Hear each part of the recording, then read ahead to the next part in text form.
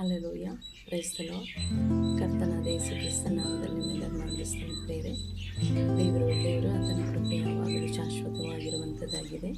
ಈ ದಿನದ ದೇವರ ಧ್ಯಾನಕ್ಕಾಗಿ ತೆಗೆದುಕೊಂಡಂಥದ್ದು ಜ್ಞಾನೋಕ್ತಿಗಳಲ್ಲಿ 4ನೇ ಅಧ್ಯಾಯ 20ನೇ ವಚನ ಈ ರೀತಿಯಾಗಿ ಹೇಳುತ್ತದೆ: ಕಂದ, ನನ್ನ ಮಾತುಗಳನ್ನು ಆಲಿಸು, ನನ್ನ ನುಡಿಗಳಿಗೆ ಕಿವಿಗೊಡು. ಹಲ್ಲೆಲೂಯ. ಯಾರ ಮಾತುಗಳಿಗೆ ನಾವು ಕಿವಿಗೊಡಬೇಕಂತೆ? ದೇವರ ವಾಗ್ದಾನಗಳಿಗೆ ನಾವು ಕಿವಿಗೊಡಬೇಕಂತೆ. ದೇವರ ಮಾತುಗಳನ್ನು ಕೇಳುವಾಗ ಆಲಿಸು, ಕಿವಿಗೊಡು, ಅದರ ಪ್ರಕಾರ ನಡಿ. ಹೌದು ಪ್ರಿಯರೇ, ಈ ವಾಗ್ದಾನಗಳು ಅನುದಿನ ನಮ್ಮೊಟ್ಟಿಗೆ ಮಾತಾಡುವಂಥದ್ದಾಗಿರುತ್ತದೆ. ಅನುದಿನವೂ ನಮ್ಮನ್ನು ಪ್ರೀತಿಸುವಂಥದ್ದಾಗಿರುತ್ತದೆ.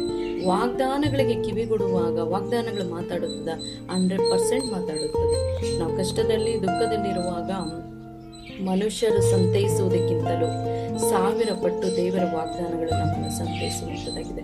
ದೇವರ ವಾಗ್ದಾನಗಳು ಹೇಳಲ್ಪಡುತ್ತದೆ: ನೀನು ಭಯಪಡಬೇಡ, ನಾನು ನಿನ್ನ ಸಹಾಯಕನು, ನಾನು ನಿನ್ನ ಜೊತೆಯಲ್ಲಿದ್ದೇನೆ. ತಾಯಿ ಸಂತೈಸುವ ಪ್ರಕಾರ ನಾನು ನಿಮ್ಮನ್ನು ಸಂತೈಸುವೆನು. ಈಗೋ ನಾನು ನಿಮ್ಮನ್ನು ಕೈ ಬಿಡುವುದಿಲ್ಲ. ಇಕ್ಕಟ್ಟಿನಲ್ಲಿ ಮೊರೆ ಇಡಿರಿ, ನಾನು ನಿಮಗೆ ಕೇಳಿ ಸದುತ್ತರವನ್ನು ಕೊಡುವೆನು. ಇದು ವಾಗ್ದಾನಗಳೆಲ್ಲ ಕೇಳುವಾಗ ಖಂಡಿತ ಈ ವಾಗ್ದಾನಗಳು ನಮ್ಮೊಟ್ಟಿಗೆ ಮಾತಾಡುವಂಥದ್ದಾಗಿದೆ. ಸೋತು ಹೋಗುವಂಥ ಸಮಯದಲ್ಲಿ ನಾವು ಮನುಷ್ಯರನ್ನು ಹುಡುಕಿ ಹೋಗುವಂಥದ್ದೇ ಬೇಡ. ಕಂದ, ನನ್ನ ಮಾತುಗಳನ್ನು ಕೇಳಿ